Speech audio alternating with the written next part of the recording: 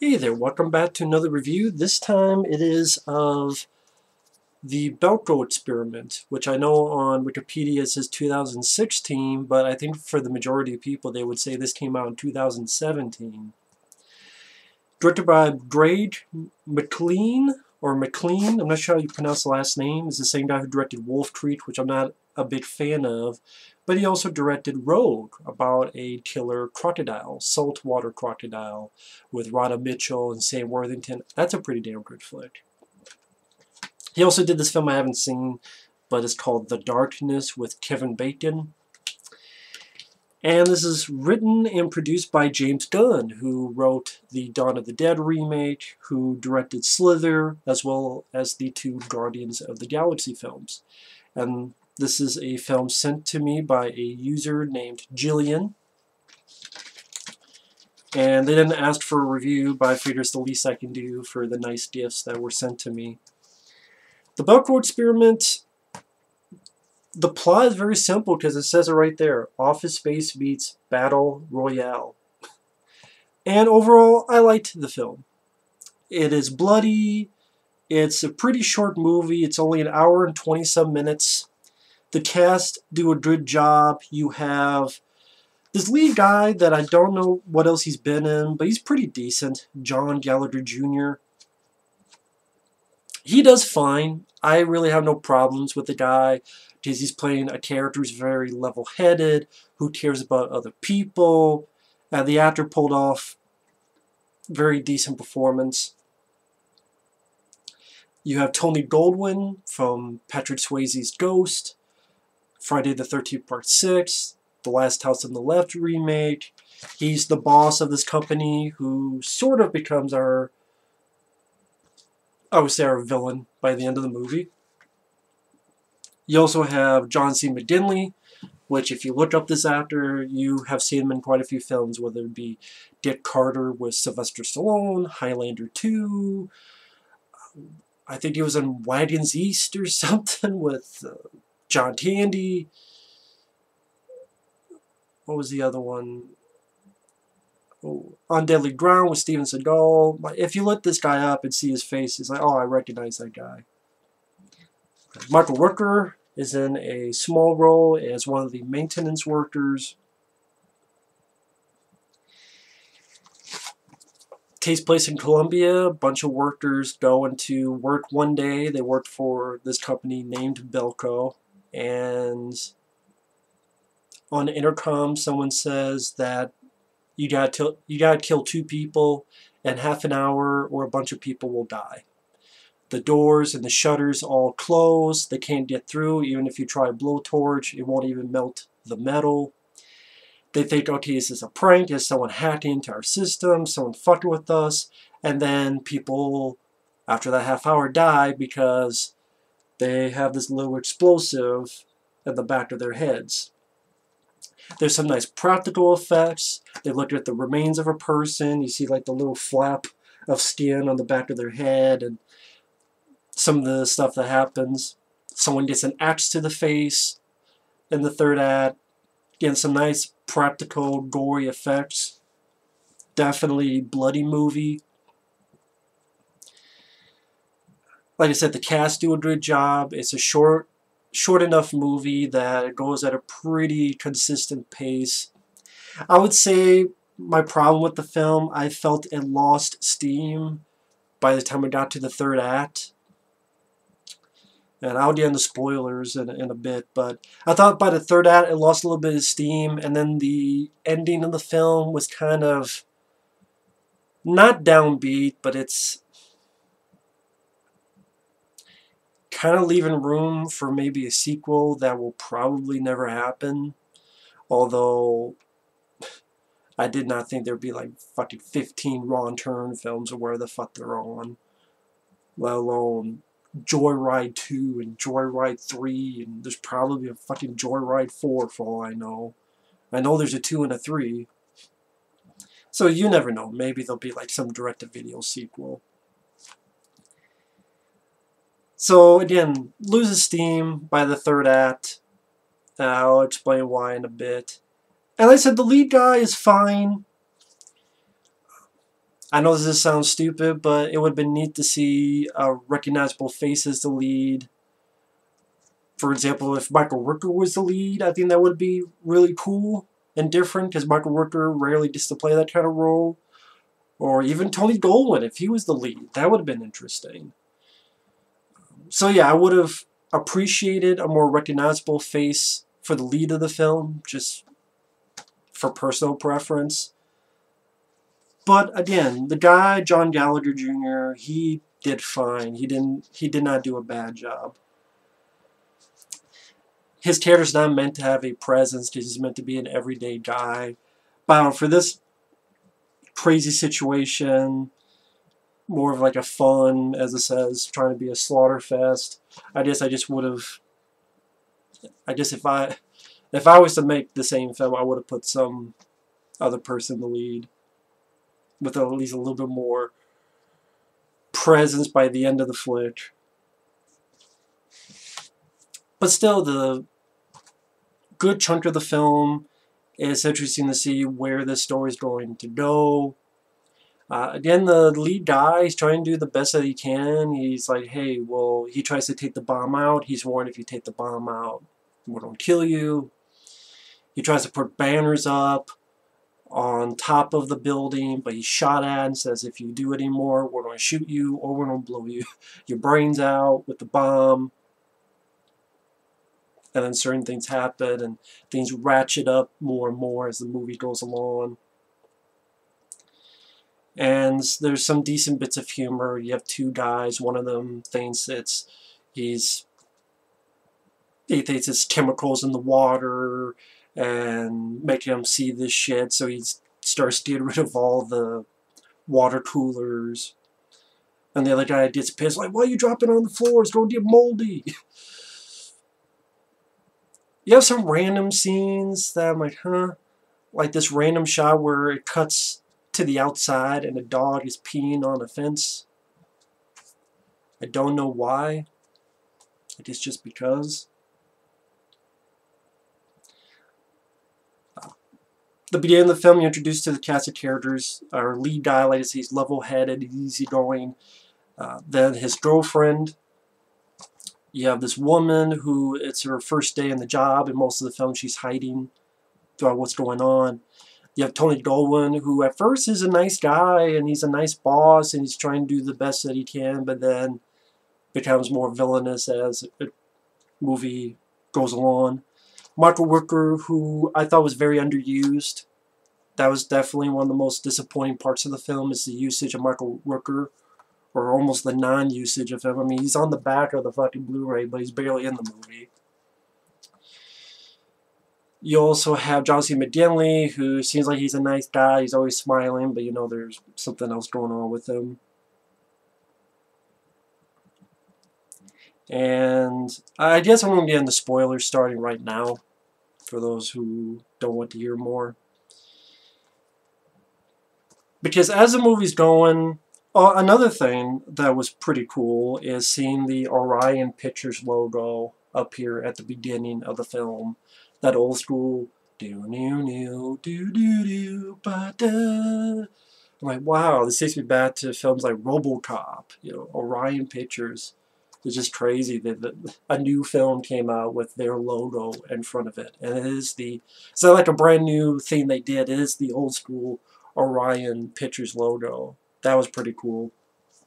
As well as, I didn't realize Blumhouse, which I'm not really a fan of some of their horror movies, but they had a hand in this film. Huh, that's funny. It said on the credits, there's like a B for Blumhouse, and you look on Wikipedia, it even says here, Blumhouse Tilt. But then here it says, a Troll Court Entertainment Saffron Company. Huh, okay. But anyway.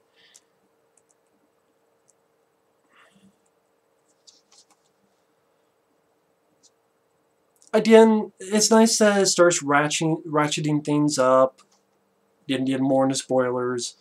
Sadly, Michael Rooker's one of the first to go because his assistant maintenance guy is a steered bitch, I'll call him that, because he hears this, he gets freaked out. Mark Ruger's trying to calm him down. The guy accidentally hits him with this wrench, and you see this caved-in part of Mark Ruger's face, and again, that sucked that he gets taken out so quickly. Definitely one of the, like I said, disappointing parts of the movie. And then that guy tries to shush the girl that's hiding for most of the film, and then she pushes and impales the guy's neck onto something. And then on Aircom they say, well, if you kill people, about 30 people, we'll see what happens. If you don't, we'll execute 60 people with the bomb in their heads. And I know this is going to sound stupid, but I guess the whole bomb in their heads thing, I understand that's a plot point that you do, because how else are you going to get people to kill for you? How else are you going to get people to murder if their own life isn't on the line by this thing that they can't quickly fix? But I don't know, just something about the bombs in the head bothered me. I guess because when you have this idea of 80 people having to converge and kill each other for survival, when the majority, it seems like the majority of them get taken out either by quick gunshots in the third act or the bombs in the head. And again, I don't know how best to describe this, but it's like, okay, if you're going into this kind of film, you kind of want to see how people get taken out, and, you know, which interesting or original or clever or intricate or clever, I used that already, inventive ways of dispatching your fellow co-worker.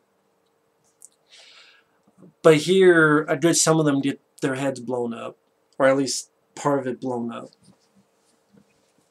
And maybe if there was some other way, like, if you don't do this, then we'll kill your family. Or if you don't do this, we'll murder, like, everyone who's hired had a family member. And guess what? Either we kill your family member or you kill someone. Then you literally would have 80 people fighting for survival against each other.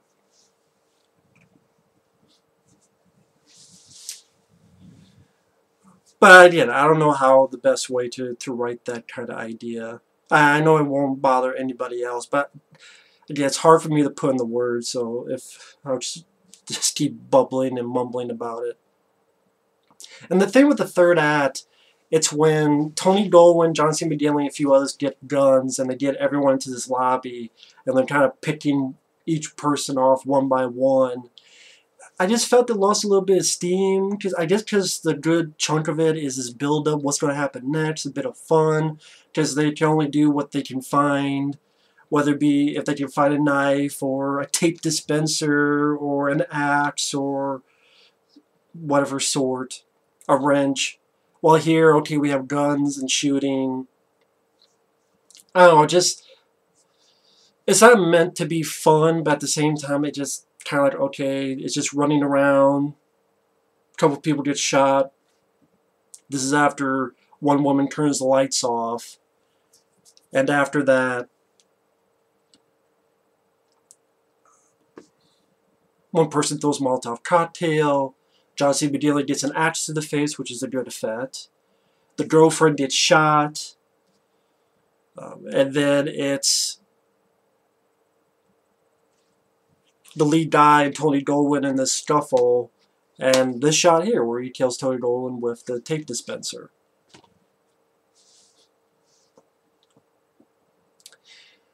I can't put it into the best of words, but for some reason, it just, by the time I got to the third act, it just lost a little bit of steam. I went like, oh, okay. I don't know if it's just the idea itself couldn't last that long for that running time, or the addition of guns took a little bit of the thrill out of it, or what the deal was. And then you get to the ending.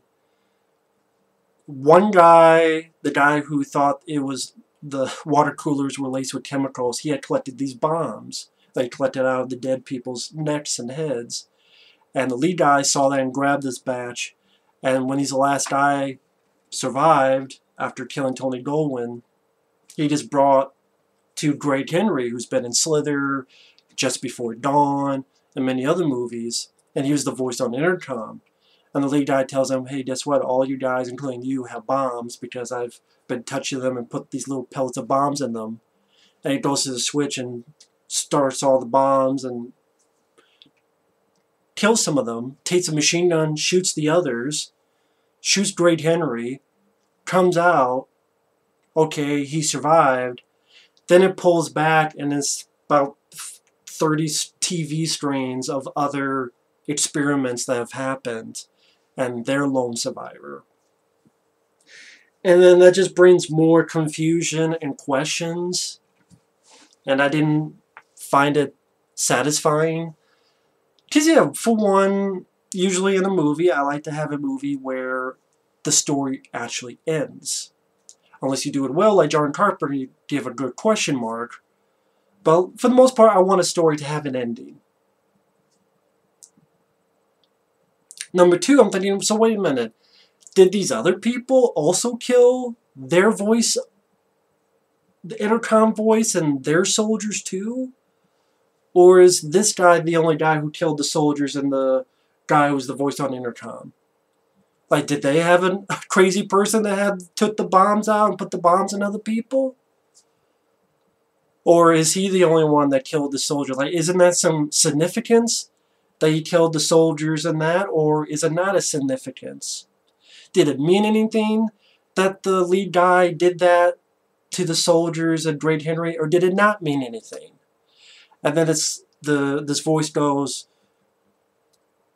part one ended, begin stage two. It's like all these different people, lone. Like, everyone had a lone survivor. It wasn't like everyone died. Like, every single one had one lone survivor. Because I didn't see any strands where no one lived. I don't know, it just creates questions and confusion. It wasn't really satisfying. It's like, I didn't really care for it. But overall, despite losing steam in the third act and the very finale being not the most satisfying, the cast worked well together. It was a pretty short film, an hour and 27 minutes. It's bloody, it has good practical effects. Like I said, Tony Goldwyn does a really good job in this role. I do wish Michael Rooker was in it more. The lead did fine. The humor, like some of the songs that were played throughout the film, gave me a couple smirks. I can't think of anything that was like laugh out loud funny, but there was a couple moments that had a smirk to it, so it has a little bit of satirical edge to the proceedings. Overall, this is worth one look if you're at all interested in the film. This is worth one look. I liked it. And I think, yeah, it's pretty much the same thing. And the features is just a little behind the scenes, couple deleted scenes, gallery, no commentary. There's none that I noticed. Yeah, 89 minutes long. So, pretty decent flick. Thanks for watching, take care, and we'll see you later. Bye-bye.